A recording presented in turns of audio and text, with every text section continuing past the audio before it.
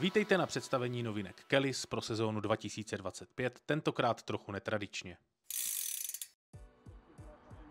V první polovině září uspořádal Kellys prezentaci, kde představil novinky pro nadcházející sezónu. Pojďme si je společně projít a zrovna začneme biobajky. Tím myslíme koly bez baterky a bez motoru. Čo sa týka segmentu gravel, tak vidíme ho ako asi taký najdynamickejšie sa vyvíjajúci v rámci teda toho celého segmentu bicyklov. Vidíme, že čoraz viacej ľudí gravel využíva primárne ako nástroj na jazdenie v lese. V minulosti to bola primárne teda alternatíva k nejakému pohodlnému cestnému bicyklu. Aj preto sme sa rozhodli pridať novú vývojovú vetvu, ktorá sa bude volať Groot. A Groot má širokú priechodnosť plášťov. Už v základe tam dávame 50 mm plášte. Má úplne prepracovanú geometriu, ktorá je vyslovene určená na jazdenie v lese. Má uchytenie pre rôzne tašky, blatníky, nosiče, čokoľvek si len jazdec zmyslí. A takisto má plne integrované vnútorné vedenie hadíc a bowdenov. A sú ešte nejaké zmeny v segmentu gravel? Ďalej tu máme karbonový súd. Súdy karbonové sme mali aj v minulosti, ale teraz dostal úplne prepracovaný nový rám, čiže súd X80, X90, nový rám na karbóne s plne integrovaným vnútorným vedením hadíc a bowdenov.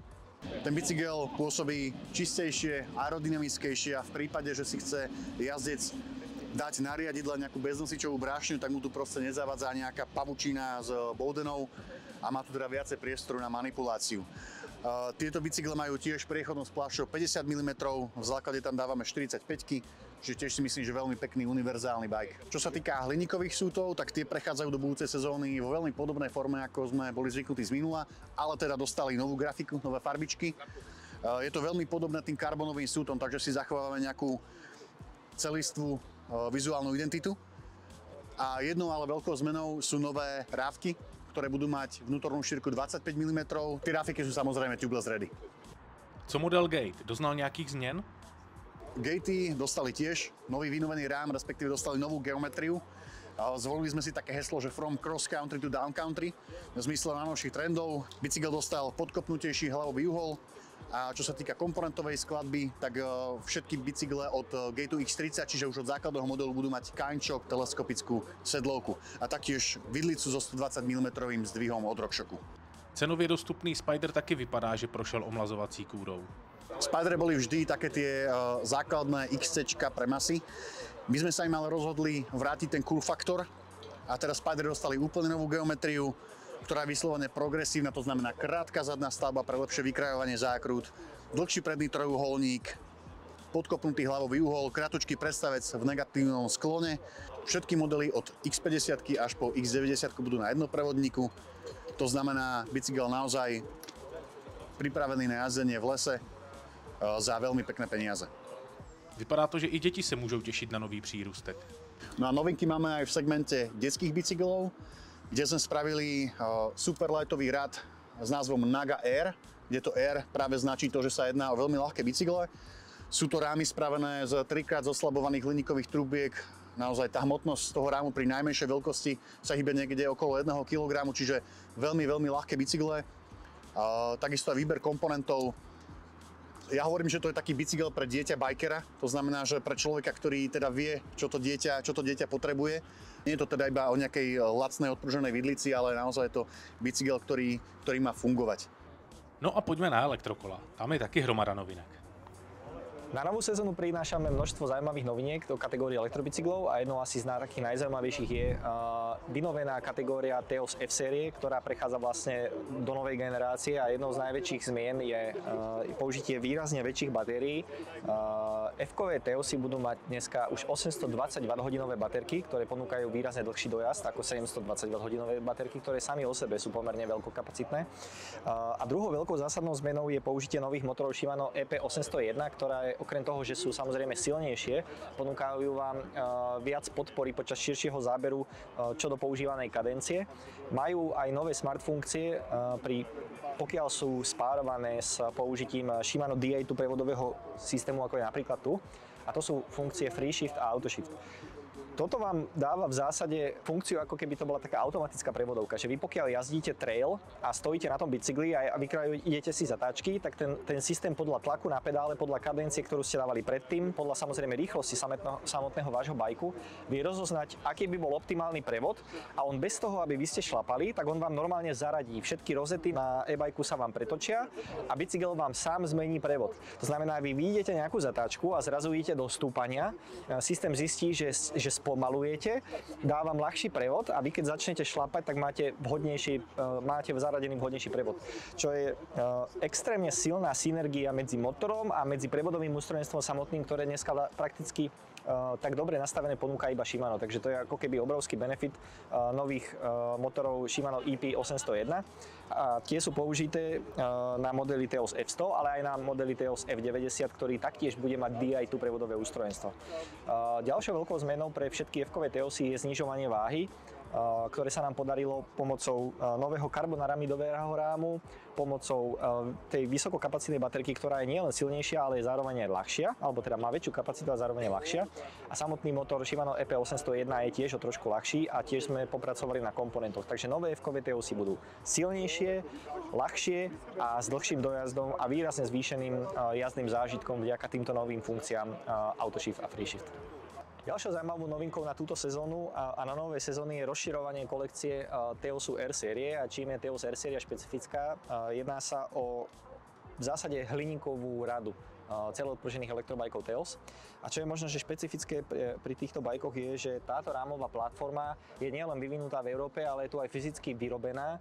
Čiže rámy sú plne zvárané roboticky v Európskej únii v najnovšej a zároveň najmodernejšej a technicky najpresnejšej zvarovni na bicyklové rámy na celom svete. Aký to dáva benefit pre spotrebiteľa alebo pre zákazníka? Ten je asi hlavne v tom, že ten bicykel má výrazne presnejšie uloženia ložisiek, výrazne presnejšie tolerancie.